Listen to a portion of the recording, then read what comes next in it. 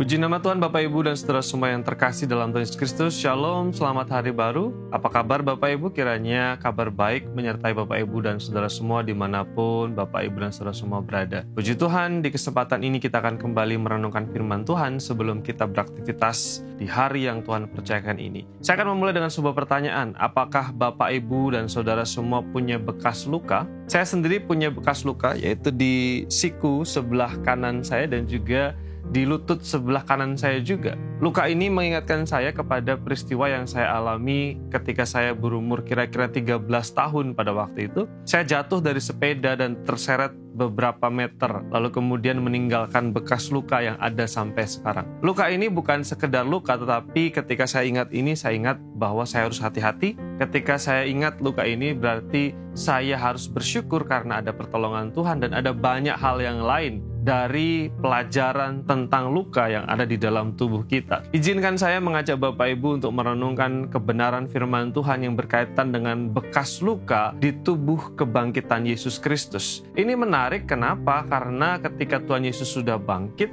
ada banyak pertanyaan mengenai luka Tuhan Yesus. Mengapa lukanya masih tertinggal di sana? Sedangkan Tuhan Yesus sudah memakai tubuh kemuliaan, tubuh baru, tubuh yang punya kualitas lebih daripada tubuh jasmaniah. Demikian firman Tuhan dari Yohanes pasal 20 ayat 20 yang menyoal tentang luka Tuhan Yesus. Dan sesudah berkata demikian, Tuhan Yesus menampakkan diri kepada para murid dan berkata, "Damai sejahtera bagimu."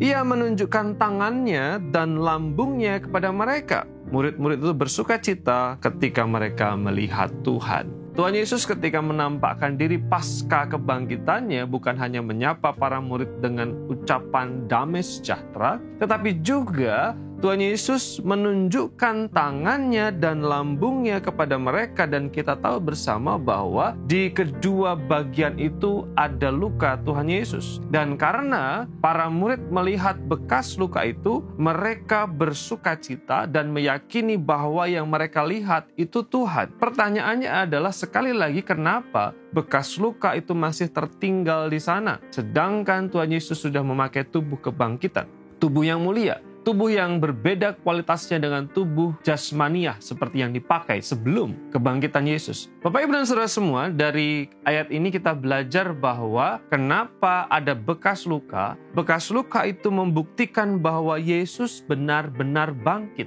Yesus yang sama yang tersalib itu adalah Yesus yang sama yang juga bangkit dan menampakkan diri kepada para murid. Di dalam ayat 27 pasal yang sama, Tuhan Yesus menampakkan diri lagi kepada para murid secara khusus memberikan penguatan kepada Thomas. Firman Tuhan berkata, kemudian ia berkata kepada Thomas, "Taruhlah jarimu di sini dan lihatlah tanganku, ulurkanlah tanganmu dan cucukkanlah ke dalam lambungku, dan jangan engkau tidak percaya lagi, melainkan percayalah." Sekali lagi, bekas luka Tuhan Yesus itu menunjukkan bahwa the same Jesus, Yesus yang sama adalah Yesus yang bangkit dan membuktikan bahwa dia benar-benar bangkit. Yang bangkit bukan sekedar vision atau penglihatan para murid, bukan tubuh semu, tetapi tubuh yang benar-benar dipakai Tuhan Yesus lagi, dan dengan kualitas yang berbeda, tapi memang Tuhan sengaja meninggalkan bekas luka itu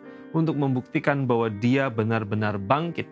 Implikasinya adalah seperti yang Tuhan Yesus katakan kepada Thomas secara pribadi, jangan engkau tidak percaya lagi, melainkan percayalah.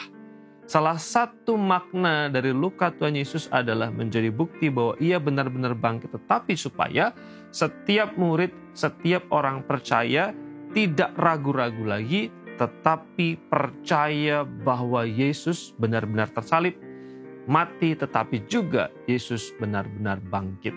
Kiranya firman ini menolong kita, meneguhkan kita terus percaya kepada berita kebangkitan Yesus, yang karena berita itu kita beroleh kemenangan. Mari kita berdoa.